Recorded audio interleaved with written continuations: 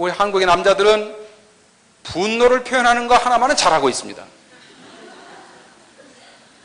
근데 여자들이 화내는 것은 허용되지 않습니다. 문화가 그렇게 여자가 왜 화를 냈냐는 거야. 근데 여자들에게 허용되는 감정이 하나가 있는데 우는 것은 괜찮다는 거예요. 받았습니다. 여자는 울어도 된다. 우는 것은 마음대로 울어도 된다는 거예요. 근데 그렇지 않아요. 남자 여자가 감정 똑같습니다. 슬프면은 울고 싶고 화나면은 화내는 건 남자 여자가 똑같은 거예요. 감정은 하나님이 똑같이 주신 거니까. 저희 집안에는 지금 숨기는 가정이 되면서 저희 아내도 자유롭게 화를 낼 수 있고 울 수 있고 그런 언론의 자유가 완전히 보장되어 있는 가정으로 바뀌었습니다. 9번째, 이렇다 할 이유 없이 예측하지 않는 일이 생기면 쉽게 당황한다. 왜냐하면 예측하지 않는 그 양자로 보낸다든가 이런 사건이 어린 시절에 많이 벌어졌었거든요. 그러니까 예측하지 않는 일이 생기면 그냥 어떻게 대처할지를 모르는 거예요. 당황이 되는 거예요.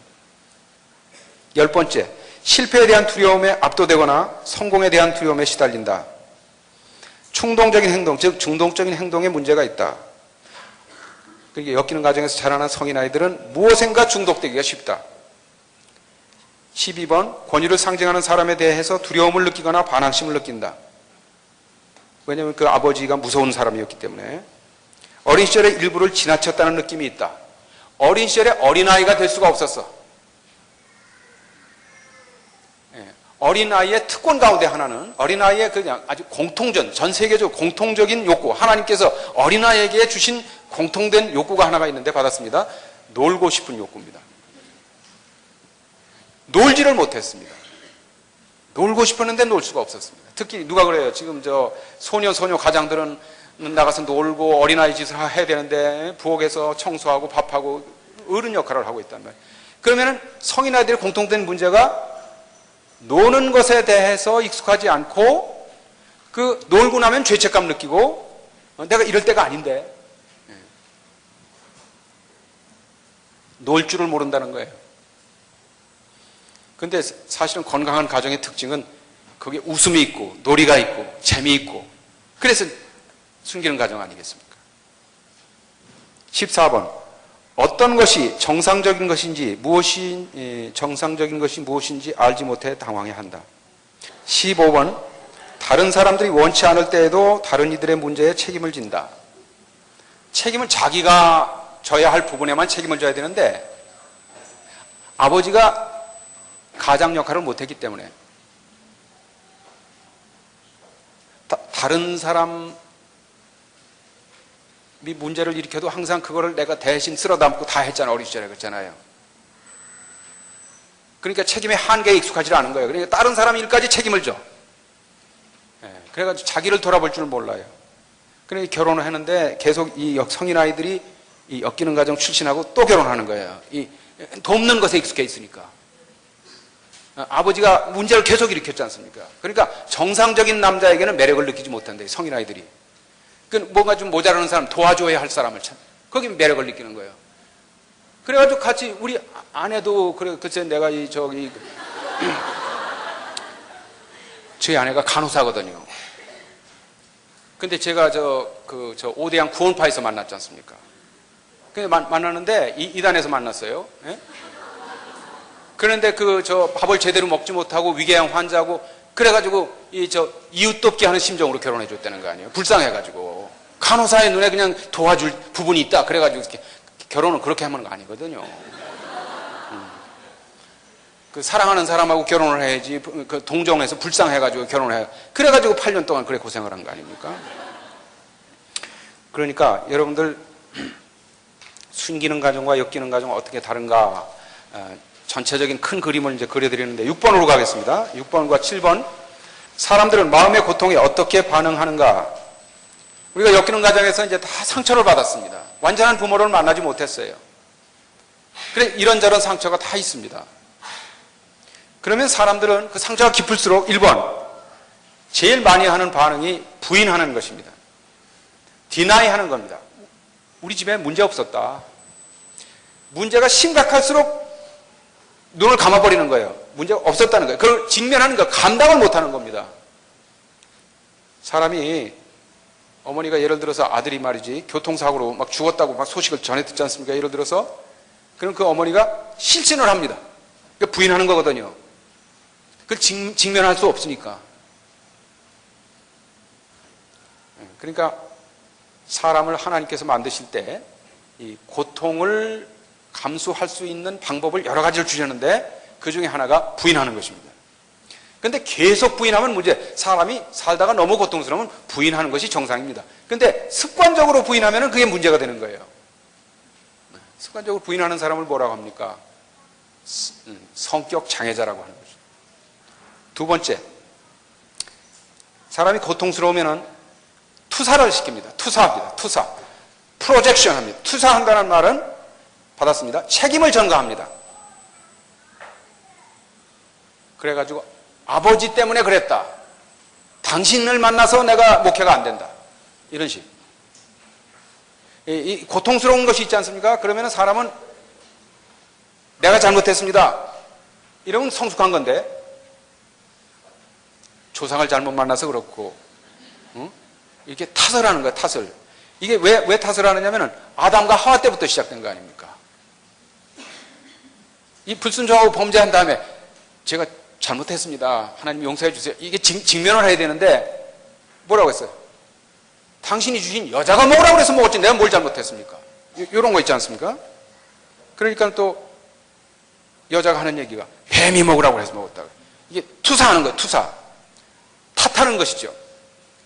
그렇게 해서 문제가 해결되면 계속 탓하면 좋겠는데 이 투사하는 것이 습관이 되면은 그게 받았습니다. 성격 장애자가 되는 것입니다.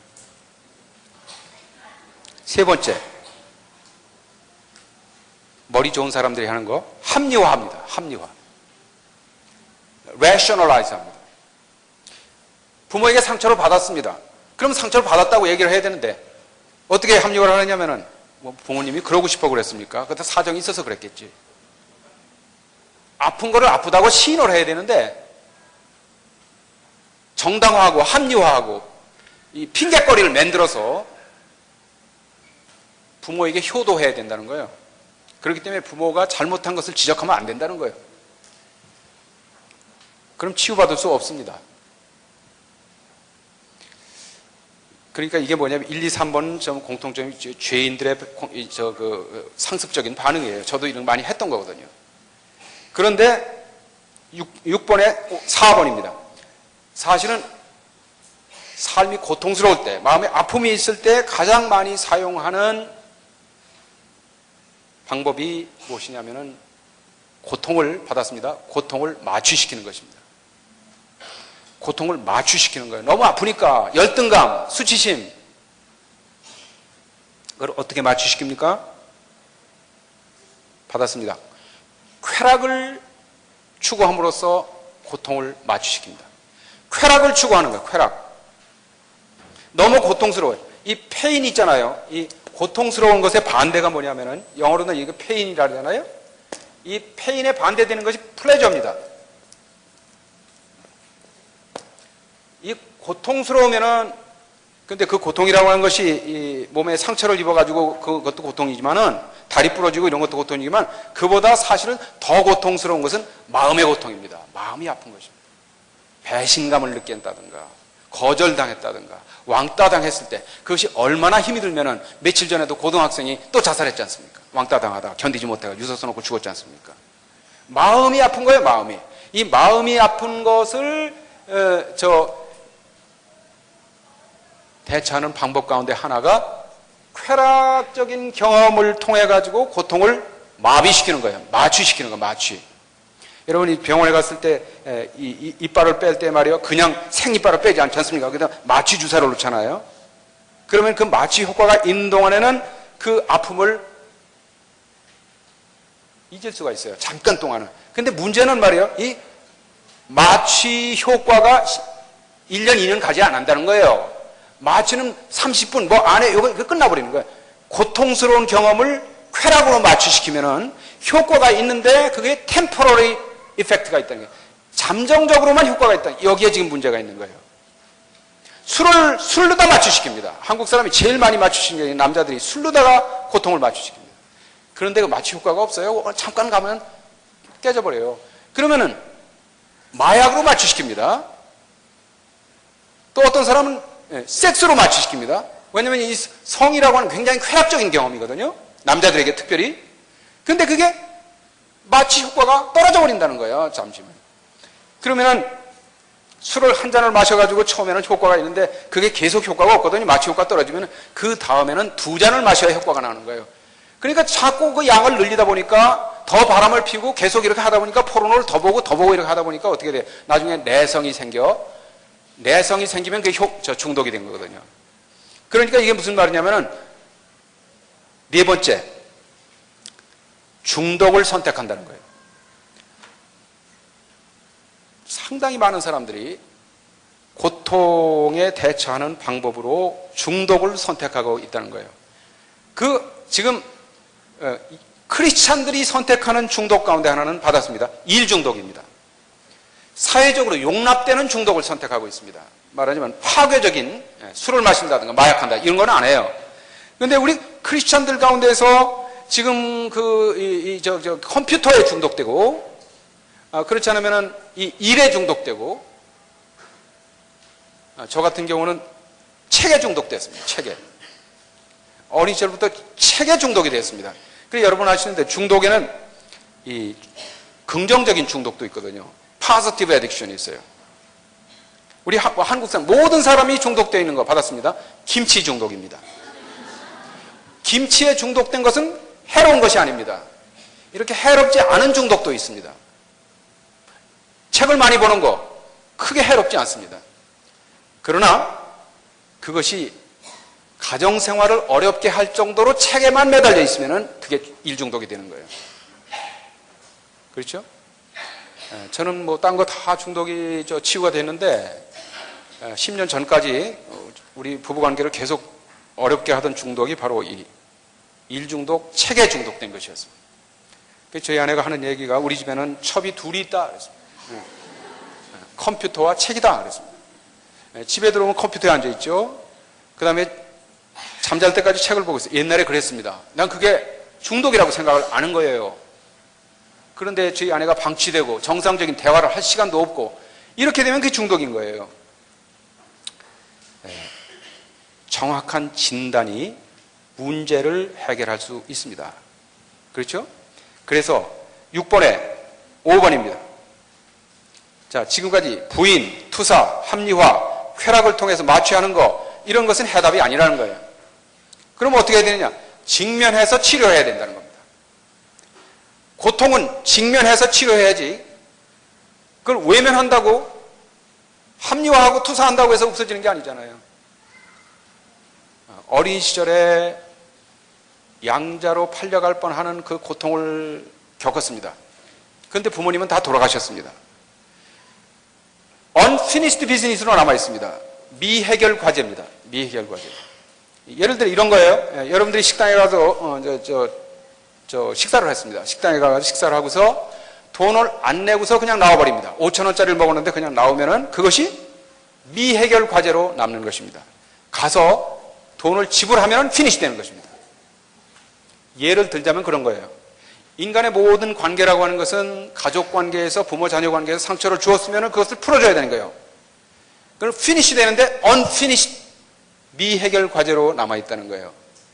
그것을 제가 미국에서 박사학위 하면서 마지막 들었던 과목이 바로 알코올 중독과 가족이라는 그런 과목이었는데요. 찰스 셀 교수의 강의를 듣다가 그 추천도서를 보세요. 추천도서 5번째 쭉 위에서 내려가자 보면은 찰스 셀 책 제목이 뭐죠? 아직도 아물지 않은 마음의 상처 나옵니다. 원 제목이 unfinished business입니다. 미해결 과제입니다. 엮이는 가정의 성인아이 문제를 이보다 더 잘 쓴 책이 없습니다. 그런데 이 찰스 셀 교수 자신이 알코올 중독자 아버지 밑에서 자라는 성인아이입니다. 자기 얘기를 하면서 학문적으로 이거를 접근을 했어요. 근데 그걸 읽으면서 제가 책으로 나오기 전에 원고를 저한테 줘서 그걸 읽으면서 이분은 알코올 중독자의 아들이고 나는 노름꾼의 아들인데 증상은 똑같은 것이구나. 그래서 미국의 알코올 중독자 아들이 쓴 책을 한국의 노름꾼의 아들이 번역한 책입니다. 예, 요것이 아직도 아물지 않은 마음의 상처. 지금 50세 가까이 재판되고 있는데 여러분만 잊지 않고 있습니다. 다른 사람은 다 봤습니다. 이거 두란노 서원에서 나온 책이죠. 그래서 이 상처는 직면해서 치료를 해야 되는데, 7번째, 치유와 회복을 위한 기본적인 원리들. 엮이는 가정 출신의 성인 아이들은 예측할 수 있는 유형의 행동을 한다. 지금 설명을 했습니다.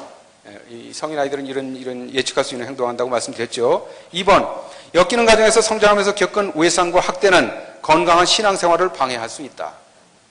이 상처가 상한 감정이 치유가 되지 않은 가운데에서 신앙생활을 하면 우울증을 겪을 수도 있고, 그다음에 친밀한 관계를 맺을 수도 있고, 하나님 앞에 기도해도 기도한 것 같지 않고 계속 문제가 될 수가 있다는 거예요. 3번, 성인 아이들은 과거를 극복하기 위해서 고통스러운 기억을 직면해야 한다. 밑줄을 긋겠습니다. 고통스러운 기억을 직면해야 한다. 그러려면은 목사님의 설교를 듣거나 독서나 간증이 직면을 도와줄 수 있다.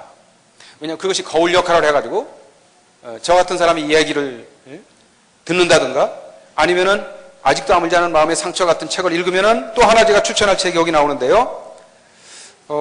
맨 마지막에 샌드라 윌슨, 상한 마음으로부터의 자유입니다. 두 책의 공통점은 둘 다 두란노 서원에서 나왔다는 것입니다. 그리고 둘 다 정동섭이 번역했다는 것입니다. 그런데 찰스 셀은 알코올 중독자의 아들이고, 샌드라 윌슨은 아버지가 자기가 태어나기 전에 임신시켜놓고서는 이혼을 했습니다. 엄마 뱃속에서 나와보니까 아버지가 없어요. 아버지 임신해. 아주 안 좋은, 말하면 사기꾼 아버지였습니다. 감옥에나 드나드는. 그런 아버지 밑에서, 아버지 없이 자랐습니다. 그러다가 어부아버지, 어머니가 이제 결혼해가지고 어부아버지 밑에서 성장하면서 어린 시절부터 성폭행을 계속 당했습니다. 그 어부아버지에게. 그러니까 성인 아이 중에 성인 아이죠. 아주 말할 수 없는 엮이는 가정이죠. 그런데 예수님을 만나가지고 치유받아서 이런 책을 공개적으로 쓰고 있습니다. 어떤 수치심도 치유될 수 있다 하는 것을 강력하게 제시하는 책입니다. 상한 마음으로부터의 자유. 그러니까 우리가 치유를 받으려면 고통스러운 기억을 직면해야 된다는 거. 3번 끝에 성인 아이는 반드시 먼저 은혜 받은 다른 사람들의 도움을 받을 수 있어야 된다는 거. 그래서 예수님께서 말씀하시기를, 저기 있잖아요.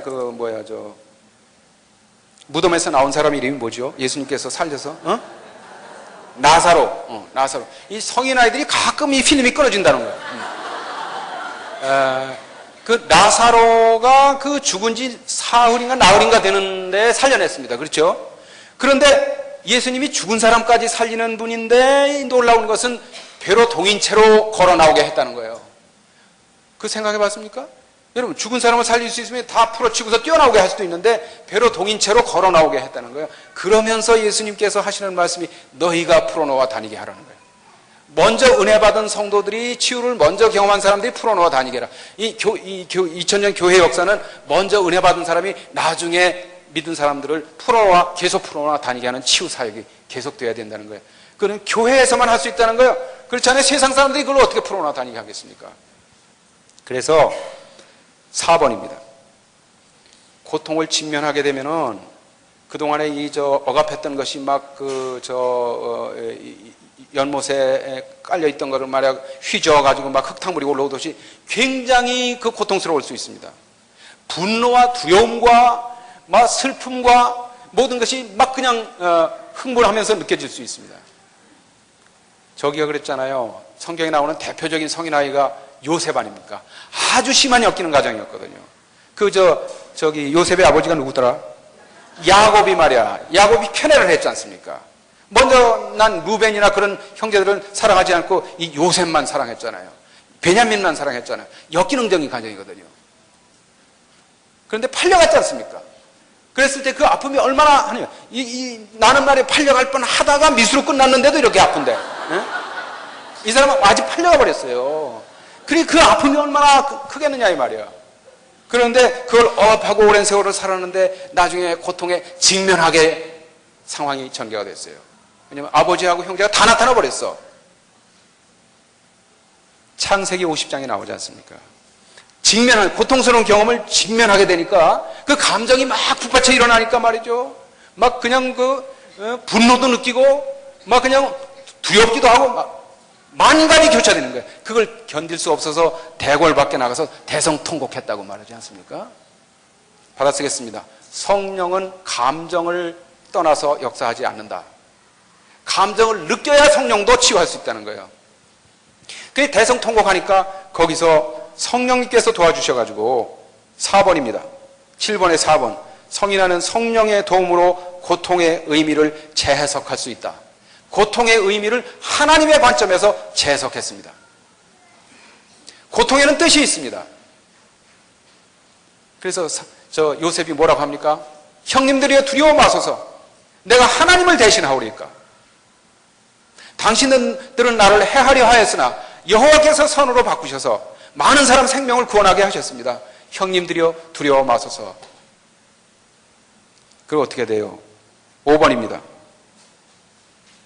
가해자를 용서함으로써 자신의 과거의 상처를 극복하고 분노를 해소할 수 있다. 이거를 내적 치유라고 하는 것이죠.